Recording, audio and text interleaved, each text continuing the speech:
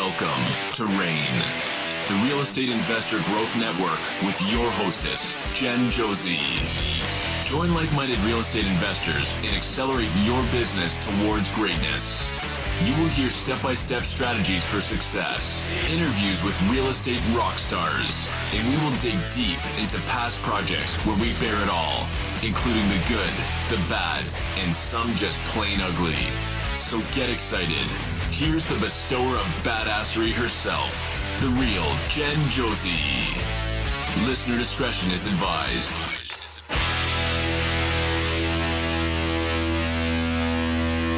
Hi, and welcome back. I'm Jen Josie, creator of RAIN, the Real Estate Investor Growth Network. Whoop, whoop. On today's episode, we have a guest that will be sharing their badassery. But before we begin, here's today's badassery bestowment, my little badass gift to you. Today's topic is becoming a private money lender. Essentially, being a private money lender is your opportunity to become the bank, earning the profits just like a bank would. It's a great way to generate cash flow and produce a predictable income stream while at the same time provide excellent security and safety for your principal investment. You can do what the banks have been doing for years, make a profitable return on investments backed by real estate. There is truly no other investment vehicle like it. When we work with private money lenders, the process is simple. We find an undervalued property and then borrow the funds from you to purchase and renovate the property. At closing, you receive a mortgage on the house along with a promissory note, deed of trust, and a hazard insurance policy where you are named the mortgage holder for your protection, in case of a fire, natural disaster, or something. The next stage is the property renovation. Once the renovations are complete, we'll list and sell the property. When it's time for closing, you'll receive your principal plus interest payment, typically around 10%. It's just that simple. The goal is to continue turning that money for you while you make substantial profits so you keep coming back to us, building a long-term, mutually beneficial relationship. So, if you are looking for a way to grow your money, consider becoming a private money lender. Now, on to today's episode of the Real Estate Investor Growth Network podcast. We have with us Brent Bowers. Brent is an investor and coach with a focus on buying and selling vacant land. As an Army officer with over 8 years of service, Brent was spending a great deal of time away from his family, and he knew he needed to make some changes. Brent began investing in real estate as a way to support his family while having more time to spend with them. In a short period of time, Brent was able to expand his business, hire a team, and most importantly, spend that quality time with his family while still working hard. Brent now helps other investors learn the ins and outs of buying land. I love me a fellow ginger, so welcome to the show, Brent Bowers. Hey, Jen, I love the intro. I was just sitting here thinking the whole time, man, we have made our private money lenders an absolute fortune. I'm telling you.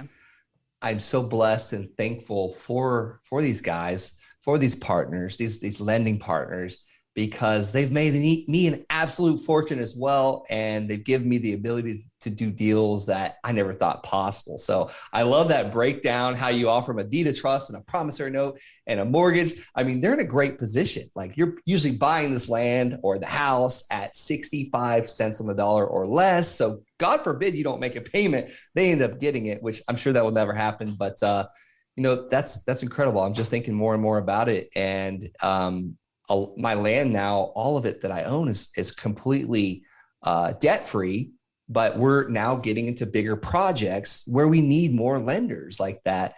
And talking about being the bank, that's what we do with buying raw vacant land. I buy the land at a crazy discount, and then I become the bank. I give someone a 30-year mortgage. They literally, when they pay off the mortgage, the land is free and clear. But why do we do a 30-year mortgage? Is because that's what banks do. I mean, if you look at it, a $200,000 loan at 6% interest over 30 years, they're not going to pay 200,000 back. They're going to pay over 420 back. Right. That's not 6%. That's like crazy mad money. So my goal is to write one 30-year note, and I call them notes, one 30-year note on a piece of land per month. And I don't always hit that goal, but I put it out there to try and do it. Well, I can't wait to hear about this because vacant land is not even like on a list of anything that I have thought about investing in. So I can't wait to hear about this strategy. Sorry. I have come across properties that came with a lot of land and I'm like, what the hell am I going to do with it? Like I do have kind of this little dream to buy a large property and put tiny homes on it and make it dog friendly and fence it in and have dogs run loose and all that fun stuff. That's just kind of a little secret fantasy. I will someday eventually get to it, but I need you to teach me about vacant land and how to buy it and how to make it grow money. But first, let's hear about Brent. So we chatted briefly before we hit record here, and you are living in Vero Beach, Florida, and you just moved there from... Yeah, we were out in Colorado Springs. That was where I was stationed in the military, and we were, living on 58 acres, enjoying that. And we're like, look, we got to get closer to our parents. We need babysitters for our children. We need help with this. And I was actually out in Colorado for 6 years, but now we're back in Florida, really enjoying it and kind of living the life of our dreams. We're actually going out on an airboat this weekend for my son's birthday and just all kinds of cool stuff. Very nice. Don't feed the alligators. Yeah. So your parents are down in Florida? Yep, absolutely. My mom just moved down to Jupiter, so she is across the way from you. Do you know where Very Jupiter cool, is? Yeah. Absolutely. I mean, not in the solar system, the city of Jupiter. Yeah, okay. No, it's a little further south than we are. All right. So how did you get involved in real estate? Oh man. So, you didn't start. Oh, and gosh, before I even get into that, thank you for your service, Brent. I just wanted to, your service in the army, correct? Yeah, absolutely. So there's only one branch, right? It's the Army. There you go. All right.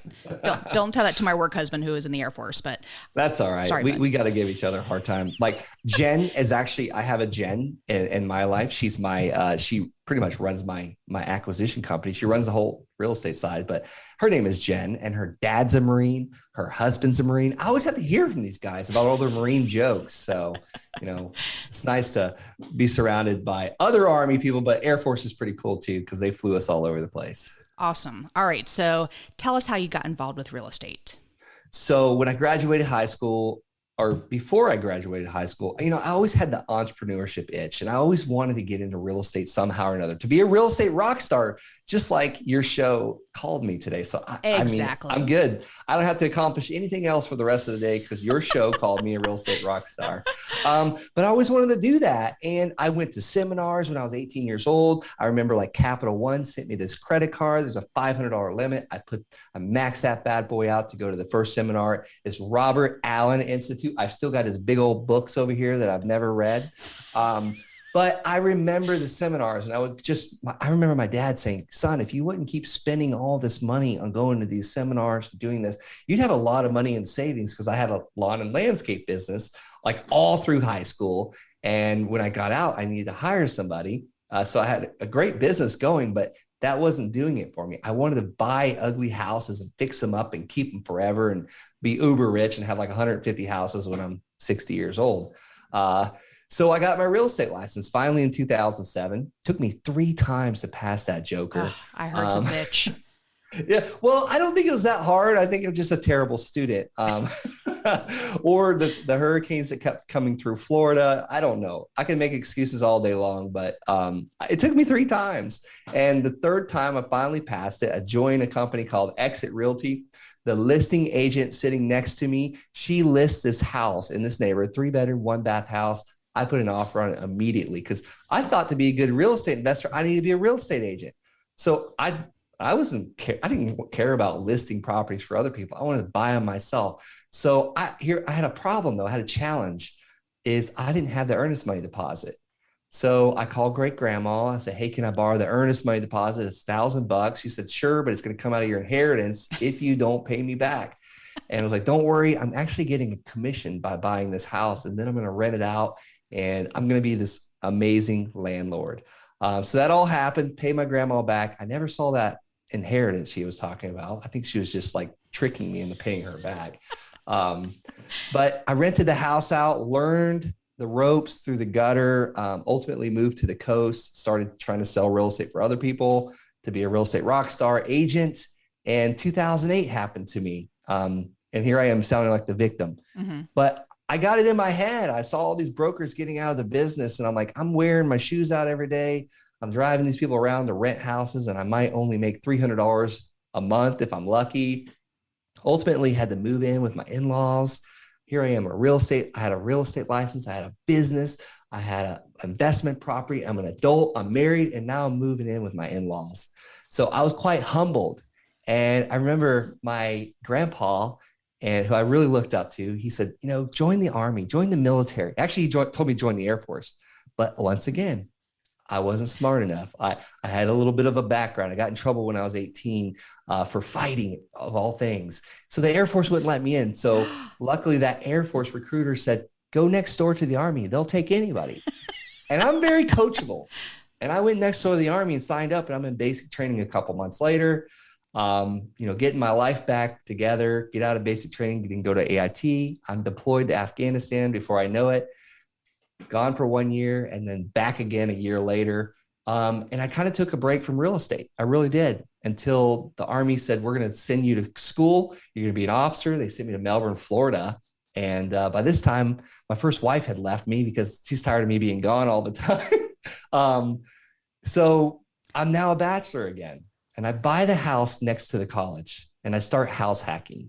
And that's where I got my start back in real estate. So from 2007 or 2008 to 2013, I quit. I took a break. Well, I was mostly overseas, but I still wasn't buying real estate until 2013. And then it's like something went off, and I was like, I'm going to get right back into this. So I purchased my second rental, then my third rental, like a couple months later. And then 2015 got my fourth rental, which was a triplex. And I was like, holy cow, I'm in debt now. I have so much debt. I have maxed out my American Express and my Home Depot card because I'm buying fixer-uppers at discounts and fixing these things up and renting them out. And I was like, I'm going to start wholesaling houses. Well, there was a problem with that. I was in the military working crazy hours, and I started building a team. First person I hired, her name was Jen. So you guys are rock stars. She must be awesome. Yeah, her name's Jen Way. But we implemented land. We just stumbled on land. And now we have the house in the land company, but the land is the one that fascinates me and everyone else. And that's why I'm screaming from the rooftops about it. All right. So before I ask you this question, the last speeding ticket I ever got was in Melbourne, Florida, by the way. that was a couple decades ago. I'm a safe driver now. But yes, you can, Melbourne. Whew. All right. So you were investing in buy and holds, and then you try to get into a little wholesaling. How is this different? I want to get into this land thing. How is that different from investing in land? Yeah. And I'll tell you, like, everyone's got it. Like I thought the way to wealth was buying rentals and getting like $150 a month over the mortgage payment. And I was like going under. There was always something breaking. Like I could set my watch on it. Every 6 months, something would break and set me back. Now, granted, I'm not talking about like, let's not talk about building equity or mortgage pay down or depreciation, helping you on your taxes. All that stuff was helping me, but I was not making money. I was never going to quit my job buying rentals the way I was buying them anyways. And like I told you, I got into wholesaling, and that made me some quick bucks. Like I wholesaled a few houses, made a $10,000 assignment fee on one, a $3,400 assignment fee on another. Then I wholesale a piece of land, made a $74,000 assignment fee. What? And I started, like, something caught on, and I'm like, look, there's got to be a better way to do this, because I was searching for answers. Like, I'm still like, there's got to be a better way. Did you say 74,000? Yes. And it's so funny that the real estate developer that bought it from me, his broker called me about 5 years later, and they still hadn't developed it. but they were trying to figure out how I made 74,000 and never even owned the property. And I was like, I got it under contract and I sold it, that contract. So it was funny. And it's really funny too. I'm actually doing with a land deal now in Sebring, Florida, with that same seller that sold me that land in Colorado. Oh my goodness. 5 years ago. But I was like searching for answers. And then I hear about this man buying vacant raw land at crazy discounts and turning around and like flipping them overnight or seller financing them. And I was like, that's a great strategy. The houses are doing okay, but I'm spending lots and lots of money mailing these houses, and I'm having to go meet these people. And I don't really have time to create rapport and really figure out how to serve this seller and buy this house at a discount. So we started mailing the vacant land list, like the list of land, vacant land. But there was one caveat. This land was behind on taxes. And we sent them a postcard, and the phone just blew up. And we thought we were sending it to the tax delinquent list, but come to find out, this county had given me a list of tax liens that hadn't been purchased yet on the land. And the reason why they hadn't been purchased yet is because the land was inefficient and not accessible, or you had to it was just all kinds of problems with it. And that's why my phone absolutely blew up, because these land sellers had never heard from anybody. And they're like, yeah, take this land. I don't care. I don't want it. So I'm buying land at I'm sorry. What does inefficient mean? So not accessible, not buildable, just in the middle of nowhere, like little thing, or maybe it's, 5,000 square foot needed to build on a Colorado Springs lot. It might've been 4,900. Oh, wow. Like little things like that, where the neighbor could have bought it and put a shed on it. So I'm getting this land at like $250, $285, $500. And I'm like flipping this stuff overnight, and or seller financing it with a down payment big enough to get my money back out of the deal. And I'm creating a note. Well, the second deal I did with that, I created a note of $400 a month, and like a light bulb went off. I was like, whoa, I just covered my car payment. I was like, if I could keep doing this, this is the way to financial freedom. Because at this time I had just had my first baby, and with my second wife, my new wife, the woman of my dreams, I'm still with her today. We had 3 kids, but something clicked in my head, and I was like, I was afraid of history repeating itself. So that turned into my huge why. My why was to get the heck out of the military, because I couldn't always be away. That 8.5 years I served, I only slept in my bed only maybe 4 of those years. So I was like, I felt like a prisoner at this point. So I was like, if I can get to $6,000 a month, that's my outgoing bills. That's back in 2016. That's all I spent. If I can get to at least $6,000 a month, I could be financially free, and that will give me time freedom, and I can move wherever I want to. So that's geography freedom. And I did it. In 9 months, I was at $9,000 a month. Okay. So how are you, and awesome, by the way, but how are you turning these pieces of land into something that is more desirable for someone to purchase? Like, are you flipping them? I thought you said that at one point. Yeah, I was. Let me walk you through the first deal. The first deal that I said was $285. The guy was like, you know what, just take it. And this guy was a retired CPA. He had basically traded some CPA work, some accounting work, some tax advising work for these 2 parcels of land that were not buildable because a simple railroad track issue. The firefighters would not allow you to build houses on this stretch of road because there was only one ingress and egress, one entrance. So they get pinned down, they could die. So he calls me. He's like, I got your postcard. I'll take $285. It's yours. I was like, okay. So I went and looked at this land, and I had bought many houses at this time, but this was like land. It's like, this is a little scary to me. Like, I don't know anything about it. So me and my wife and my 3-month-old baby drove out there on a Saturday. It was like almost 2 hours. Where was this? It was in Palmer Lake, Colorado, on Lake Avenue. So it was like 2 hour, not even quite a 2 hour ride, about an 1.5 hour ride. We look at it, we're like, this is amazing. This property is amazing. I don't know why it's not buildable. We still didn't understand that part, but I have no clue what it's worth. So we're leaving, and it's as if God himself planted a real estate office for me to call and ask the realtor questions, because who's an expert in the area? That should be that realtor, right? So lo and behold, a sweet lady answered the phone on a Saturday morning. And I was like, look, I got two parcels of land under contract on Lake Avenue.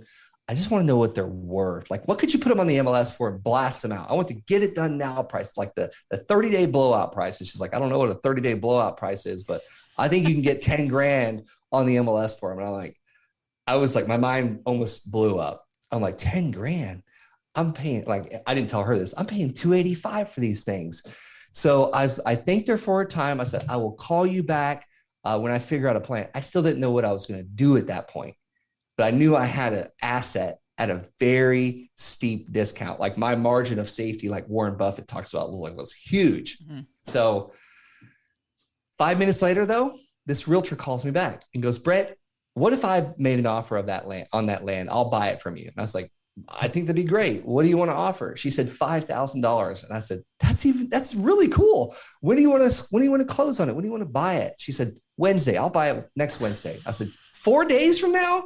Like, it's blowing my mind still. And she said, yeah. I was like, please just send me the contract. Let's do it. And I had the contract before I even made it home. Once I saw the contract, I signed it. And then I called the seller and I said, can we meet on Tuesday? I'll pay you the $285. You bring me the quitclaim deed. So he did. Oh my gosh. And I took the quitclaim deed to the title company. And that was at night, Tuesday night. Wednesday, I go and pick up a $5,000 check from the title company. I was hooked, like as if I had done like crack cocaine or something. So I'm mailing out more. I'm like, there's no way I can keep getting these results. And I had another one on the hook, like another fish on the hook. This one was $500, okay, 4.5 acres. What does she do with the land? If it's not buildable, what does she do with it? So what she did, and it's still not buildable to this day. I've bought and sold about 35 or 40 of these. And this is pure speculation. There's $500,000 houses being built around it. So if a builder can pay 20% for the land of the actual sale of a new build, so 500,000, what's 20% of 500,000? 100,000, right? Okay. So that tells me that lot, a builder can pay up to $100,000 for it. So she just bought a lot for $5,000 that could one day be worth $100,000. So that's what she's doing. She was speculating is all she was doing. Wow. And like if the city ever allows that bridge over that railroad track, there's going to be some very wealthy people. I don't currently have any of that land left. I've got a few on notes, but that's it. So that's what she's doing with it. And the second parcel, I was only paying $500 for it. And this time I'm like, I'm going to try something different because I like to change things up. So I put it on Craigslist for $500 down and $400 a month. And I had a buyer the next day and got my money out for $500 down. And that's where that $400 a month came from. So now that person's paying you $400 a month for a piece of land that they can or cannot build on? Yeah, this was 4.5 acres, actually just south of NORAD in Colorado off of 115, surrounded by state land. So you technically were trespassing against the state property to get to this land. So I disclosed to him, look, you're going to have to find an access attorney. It's probably going to take you years to get access to this. Here's all the information. Here's the title company. Have at it. I'll sell it to you for $500 down and $400 a month. And it was incredible land. If he ever gets access to that, and he may have, we kind of lost touch because he paid off the land a long time ago. Man, he's got something. He absolutely has something. And then I would think that the state would be knocking on his door saying, we want to buy that land from you. Yeah, very well could. Wow. Absolutely very well could. And there was bear and turkey and deer just crossing through there. I sold it. I didn't take a helicopter to the land, so I may or may not have trespassed on the state land to get to it. But I took pictures of like turkey, and that's why this guy bought it, because he was like a nature lover. He just wanted it just to have a piece of land, a piece of American land. That's what he wanted. Wow. So this is mind-blowing to me because you're getting rid of so much risk of the actual building that's on the land and everything that can happen to it and having to rehab something. It's literally just the land. That is crazy to me. So someone like me, how would I start getting involved in buying land or wholesaling it for that matter? Do you just wholesale or do you buy and hold it? Or I do a mixture. Okay. So have moved into a lot more expensive parcels. Like we're buying a $4 million parcel right now. Wow. We can maybe even put those tiny homes on it and fence it off and let dogs run loose all over the place. Like my mind was going with that. Have a huge pond that they can like paddleboard on and stuff. But how would someone get started? But before you do that, before I say that, I want to talk about the risk you just talked about. Yes. Like I have a little over 116 notes right now paying me every single month for land. The last time one of those people called me and said their roof was leaking or the toilet was backed up? Never, because there's no roofs or toilets on it, unless they pulled the porta potty in there. But that's it. It's so passive. There's no risk because there's nothing to go wrong. It's land. No one can steal it. Like they can come and dig up the dirt, but there's more underneath it. And can you talk really quick what it means to own the note on the property? Yeah. So basically a note, what I'm talking about. So I sell a lot of this land contract for deed. So Jen, you're going to buy this piece of land from me. It's worth $30,000. I'm going to give you 10 years to pay for it. You're going to pay me $385 a month at 6% interest. And when you pay off that note, the promise to pay, that's all a note is. It's a promise to pay. So when you pay off that contract for deed, I have now 60 days to transfer that contract or that deed over to you, and you are now the owner of the land. Gotcha. Sometimes we sell it through a title company. When a realtor sells it for me, then I have to give a deed of trust and a promissory note, and the deed actually transfers to the buyer, and that's my note. That's basically saying that you're going to pay me $399 a month for the next 30 years. And if you don't, I'm going to foreclose on the land and take it back from you. It's like a mortgage. It's a mortgage. Exactly. Basically. Yeah. A mortgage. And you're the bank, just like my original badassery bestowment at the beginning. So you're the bank for these people. They're just paying you for this land. Absolutely. That's what I want to be. I want to be the bank. There's a reason why they're in every city and every state, and they're usually the biggest, nicest, prettiest buildings, is because they've got something figured out.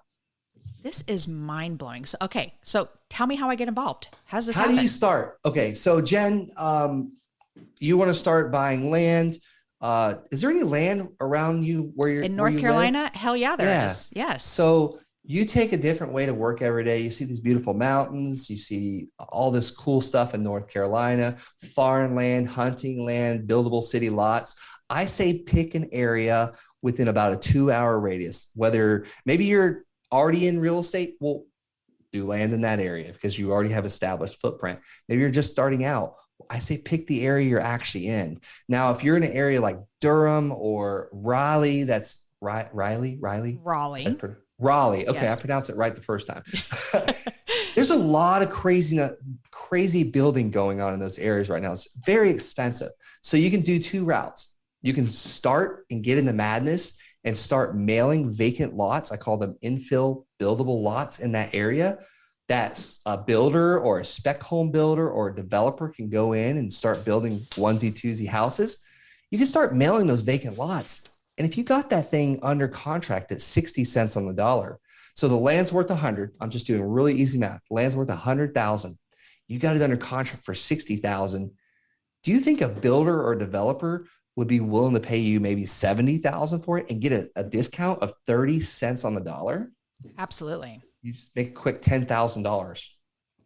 Or you can go right outside of Raleigh, kind of like a little bit more rural land, recreational. You can start mailing those landowners, and you could probably get an even steeper discount because that's like a little bit further from the growth. It's a little bit like off the beaten path. I call it the teeter-totter method. You're like teetering on the outside of growth. It's the path of growth. So those people might sell you their land for 44 cents on the dollar. Wow. And that's the kind of stuff I like to sell or finance. The stuff that I can get at a steep discount. And then Americans, what do we think? How much is it going to cost me each month? So I find now someone that wants land, but they're not walking around with 40,000 cash. That's what the land's worth. I bought it for say 25,000 cash or 30. I'm going to get a down payment of $5 or $6 or $7 or $10,000. And then I'm going to finance that remaining amount, what it's worth, at 9% interest, and then make interest on it. I generally like to be around 30 cents on the dollar because that gives me like a 3x return if I don't charge interest. So it's like a margin of safety where I can't fail. Brent, this is mind blowing. I am loving this. So I know you don't do this all on your own, and you're talking about Jen. How do you hire the right people? Like, who's on your team in doing all this? Yeah. So I'll tell you, Jen was actually my first hire in April of 2017. And I brought her on because the Army would send me to the field after I would spend a boatload of money on mail. And guess what? Those calls would go to voicemail and they would never get returned. And I'd just literally waste money. I was maxing out the credit card, money I didn't have to mail. So I brought on someone to help me answer the phone, to serve the sellers that were calling me. So how did I know she was the right person? It's I put an ad. I actually found her on Nextdoor app, believe it or not. So she wasn't too far from me. Yeah. And my ad was like, looking for someone to help me take inbound phone calls. Must be a go-getter. Sales is not necessary, but you have to love serving people. Now, she did have a sales background, 100% commission, 10% of gross. Basically, and I kind of broke it down what we were grossing. And she came to my house, let me back up. She sent me a professional text message. And I was like, man, this seems like a good fit. Like something just told me, I'm no hiring expert by any means. And something told me like, there's something good about this person. Her name is Jen. Clearly. So I invited her over to the house, me, my wife, and like my 6-month-old at this time. And she thought that was kind of weird, but I wanted to lay it all on the line. I'm like, I'm an Army officer. I'm still a second lieutenant. I went from enlisted to commissioned. I do about a deal or two a month. I'm looking to scale it. Do you want to come with me? And that's how it all started. And now I think there's like 10 on our team total. Wow. And your team members are investments. And if they're not bringing you a return on your investment, whether it be your time or your money, income, they're not a good fit. You either need to find another seat on the bus for them or they need to get lost. I think so many people are afraid to hire the wrong hire. They don't do anything. Like I've been burned on executive assistants now a couple of times. I've been afraid to hire another executive assistant, but someone else just came into my life because she left a company. Now she wants to be virtual, and I think she's going to be amazing. So everything works out. I love that. I can't wait to have an executive assistant. We want that person to be a gopher and do like the things that we hate running around town doing. So that is my very first hire. We're renovating the house next door. We're in downtown Raleigh. And to move into this one, we bought this place and we're going to keep this as a rental. So we can keep an eye on things over there. But I have a space in the house for my executive assistant where they're going to be working. Like I already can foresee it and envision it. So it will happen. Hopefully I will get as lucky as you did by finding another Jen. So that is awesome. And you coach this too. I could keep going basically, but I want to hear you have a coaching program. So how does that work? Yeah, and I'm just baffled that I didn't know you're in Raleigh. I was just using that as an example. But back to the coaching. So how do I coach? So I'm a Wholesaling Inc. coach. I'm super proud of that. They were actually Tom Kroll was one of my first mentors, taught me how to the right way business in a box of wholesaling houses. And I really just converted that to wholesaling land. So I now coach with Wholesaling Inc., where students come first, and we've set up the modules where it's action steps. It's like, Jen, I'm going to tell you exactly what to do. You've got to go and do it and don't come to the next video. You can't even come to the next video because it's locked for 24 hours. That's going to give you time to go do this action step. And then the result that comes from it, say, for instance, you mail a list of landowners a letter saying, I'd like to buy your land. Call me if you're interested in a fair cash offer. The result is that seller calls you now. And then next, we're going to tell you what to say to that seller. And then eventually you're going to have some questions. So we have a support group that you can post in and get answers to right away. And then we do a weekly Zoom call to make sure that we can deep dive your deals and share wins and successes. And then when our students have wins, we send them this victory bell here. Oh, you can't see I'm going to ring it for the listeners. Do it. Let's hear it. We send them a victory bell, and then we bring them on the podcast and we deep dive their success so that everyone else knows that, Jim Jones can do this too. And he's got 3 children that throw up on the floor, and he has flat tires, and his dog, has to get groomed, and all. Like normal people can have amazing real estate businesses. This is awesome. And how do they find your program? Oh, great question. Wholesalinginc.com/ land. That's wholesalinginc.com/land. Maybe you want to hear more about this. Like, I have a YouTube channel. I'm pumping that bad boy. I just created about 8 or 9 months ago. I put out a video every single day, Monday through Friday. But if you go on YouTube, search Brent Bowers. If you want to show some love, subscribe. Absolutely. I'm jumping on that. And what is Land Shark? She got this great shirt. Yeah. It says land and it's got the little shark fin in it. So what is Land Sharks? So that's the course. It's called The Land Sharks. Gotcha. The Land Sharks. So, and it's, the way I think about it is shark is always eating and always swimming. I try and tell my 6-year-old son, sharks are not bad. They just got to move all the time or they die. So that's what we do. We're always moving through land, buying land, selling land. And I'm all about the volume, because at the end of the day, if I can add $100 or $200 a month to my notes each month, every single day, my passive income gets larger. And I'm sharing that with other people because I was not living the life of my dreams. Now I am. You make it sound so easy. And we are busting our ass we do a lot of short-term rentals. We have long-term rentals to do this. But like you said, we have a cabin in the mountains and the well just went dry. So we have to spend $20,000 to drill a new well. If it was a piece of land, nothing's breaking on it. So I'm definitely going to investigate this further. So Brent, you heard me at the beginning of the show give a badassery bestowment. Do you have a badassery bestowment that you can share about becoming a land shark? Yeah, you just gave it to me because you said I make it sound so easy.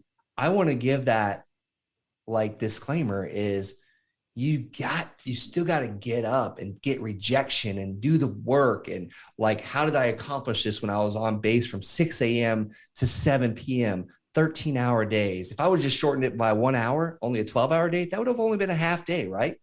But that's it. Like, I would say the badassery is like, you got to work. You got to put in the work. You got to attract these team members, attract your executive assistant. And it is work. And I say that do what you do best and contract out the rest. Like when something drains my battery for too long, like bookkeeping or accounting or filing receipts, I find someone that can help me with it. And it's like, I've made some of my best hires just by what you just said, Jen. Hey, I'm just putting this out to the world, to God, to anybody listening to, this amazing podcast. Like, join my team. And I didn't mean to say like you make it sound so easy. I want to clarify, it's less headaches, I should say. So once you get the property, it's less headaches from having to maintain a property on there.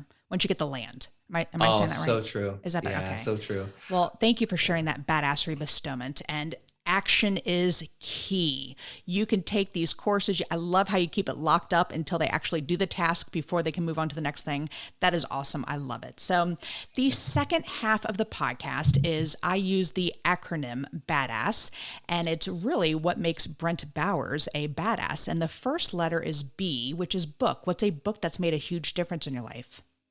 Well, there are so many, but the first one that I always think about is The Wealthy Gardener. The Wealthy Gardener. And it's not really tossed around too much on these real estate podcasts. But it's just, simple techniques. It's about gardening. You got to work the soil. Something's going to grow no matter what, whether it be weeds or some nutritious plant that you're providing, whether it be corn or, cauliflower or cotton, whatever. So you choose what you want to grow. Excellent. I don't know that one. I'm going to have to check that out. Oh, it's a beautiful story. Oh, I love it. All right. The first A in badass is advice. What's the best piece of advice you've ever received? Well, I would say the best piece of advice I ever received was just recently. And it's, always be looking at your numbers, your key performance indicators. Just because it's providing a profit doesn't mean it's the best one for you. And that's just relevant where I was in time with my business. So that's the first thing I can think of right there. I love it. All right. The D in badass is drive. What drives you to be successful? So, for a while there, my why, what the drive was to get the heck out of the military because I was just feeling like I was handcuffed. Now it's just to provide a legacy, and I always kind of judged people that said that. And now here I am here I am saying that myself, because I've already gotten over the obstacle of housing and cool vehicle, and like the money is no longer important. Now it's like contribution and growth and like changing other people's lives with the Land Sharks course. So I guess legacy, contribution. I don't know. You are so fun so to weird. talk to. Like, I mean, besides looking at you, because you are a ginger, but I could tell you are super passionate about this. I do meet strangers all the time on podcasts, and I can tell you are truly a gem. I can tell. All right. Well, thank you. Yes. The second A in badass is aspiration. I'm a big goal setter. So what is a goal you're currently working on? So my goal, what I'm currently working on, one of the like 10 things I'm working on right now. I've always got a million things going on. Like I still get out of bed at 4 a.m. I've got to, because I got to be done by 4 p.m. when my kids get home from school, because there's no more work. But my goal right now is I'm going to develop a 36-acre parcel of commercial vacant land. We're going to put pad sites for like Wendy's and McDonald's and Starbucks. And then we're going to also offer like 312 luxury RV spots. So my goal right now is to buy this land and develop it. And I'm pretty much raising the money to do it. Every time I make a phone call, it seems like I get another $1 million promised to me. Not quite that good, but that's what I'm painting the picture of. So I got to ask the stupid question. Like, if you find raw land, how do you develop it? Like, how do you run sewer lines? How do you run power to it? How do you do septic? What do you have to do? The key is to first align yourself with what the city wants, the planning and zoning wants. What do the people want? And then you talk to a site development company. You say, hey, what does this look like? It really helps to have a friend that's in the site development business.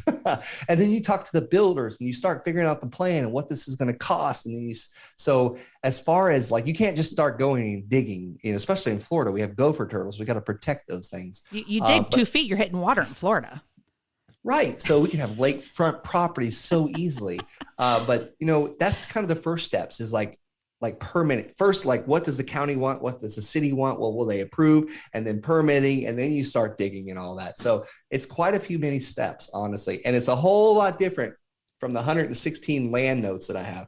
We got the passive income taken care of. Now I'm going to actually go towards more like stressful things. So one of the goals, I've flipped enough houses in my time with land money that we end up putting into our rentals because we have to have something to offset our taxes.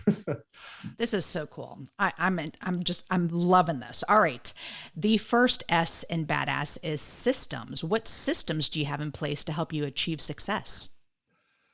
Well, I think one of the systems is my easynotetracking.com. It actually tracks all my land payments every month, because people are like, that must be a nightmare trying to keep up with 116 people paying you. No, it's not, because it tells me when they're late, it charges them a late fee. So that's one thing. I would say our CRM that tracks all of our buyers and our sellers. And then third, people, like the people on my team, they're like, if it wasn't for them, I couldn't do this. What CRM do you use? We use Pipedrive right now. My team really likes it. We use Pipedrive for Homeschooled by Tarek. So I'm still learning the ins and out of Pipedrive. It's like trying to fit a round peg through a square hole, but you make it work. It's a good program. I was just curious. So thank you. I don't know how to use it. I don't use it, but that's what my team loves. So you got to keep them happy. So on that note, how do they pay you? Do they mail checks? Do they do it electronically? Oh. The days of mailbox money are over. Okay. So it comes right into my bank account. That's it. So it's paid through Stripe or Actum. So we get ACH payments. We don't even tell people we'll take a check because when we were doing that, they wouldn't sign it. Like they would mail money orders. It was just chaos. Like they don't even know where our office is money at anymore. Orders. Yeah. Believe Wow. it or not, we actually still have 2 of those coming in a month. And most of the time they don't even sign them. I'm like, oh, goodness gracious. So I had to pay someone per hour to go and deposit these things and yada, yada. Goodness. All right. The final S in badass is success. What does success mean to Brent Bowers? Success is three things for me. Financial freedom, because we got to take care of the money first. We got to eat, we got to give, we got to provide. roof over our heads. The next is time freedom. Now, when I say time freedom, don't mistake me saying like I'm sitting on a beach somewhere drinking pina coladas. Never, ever have I done that. That's not in my blood. Maybe one day for a couple of days, I'll do that. If you give me a good book. But it's like to choose what I want to do with my time. Like I see my kids off every morning. My wife drives them to school and then I go to the gym and then my day starts around 10 a.m. But I really started at 4 a.m., but I'm doing all this cool stuff I want to do from 4 to 10. So that's it, time freedom. And then third, geography freedom. We can do this from anywhere in the world. So I know we're wrapping this up, but what do you mean doing it everywhere in the world? I mean, you don't have to visit the land, do you? No, Okay. not at all. I really like going to the land because I'm passionate for it. I would say probably the last 185 parcels I purchased, I haven't even looked at, especially the stuff where like the vacant raw land, if there's nothing on it, you can do most of it from Google Earth or send somebody. You can find them on Facebook, buy sell groups, and you pay them $25. They'll go and look at it for you, take video and pictures and put a sign out there for sale. And you have a buyer before you pay the owner for it. It's really cool.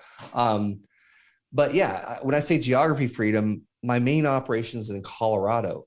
I'm living in Florida. We were just skiing in Colorado. Like you could do this from anywhere in the world. I'm trying to go more abroad, like overseas. Like I just got to get my wife on board to do that, pull the kids out of school for a little while, take them to Europe. But there's nothing stopping us. And really COVID has also changed the world. We have a 2,500 square foot, completely renovated, beautiful office that we just rented out for $2,800 a month. So we're not spending that bill anymore because all my team is virtual now. It's amazing. Wow. Well, Brent, it has been such a pleasure speaking with you. I can't thank you enough for sharing your wisdom. You have got me excited about looking for vacant land now. I actually have it as one of my items because I use RealFlow for my postcard marketing, and I'm going to have to start sending out some postcards to vacant land. So I love this. Thank you very much. One more time, how can folks find you online? Yeah, head on over to YouTube and search Brent Bowers. I come out with videos every day of the week. Well, you have a new subscriber on me. I can't wait to start watching them, and I get to look at your ginger hair a little bit longer. So I love it. Thank you. Thank you, Brent. That is all. Thank you for listening, and we will catch you on the next episode. Now go out there and share your badassery. And don't forget, make it a great day. Take care. Bye-bye. Whoop, whoop. Thank you for listening to RAIN, the Real Estate Investor Growth Network. Be sure to subscribe on your favorite podcasting platform so you never miss an episode. If you need more badassery, you can follow Jen Josie by visiting therealjenjosie.com or become a member of RAIN by registering on rainmastermind.com.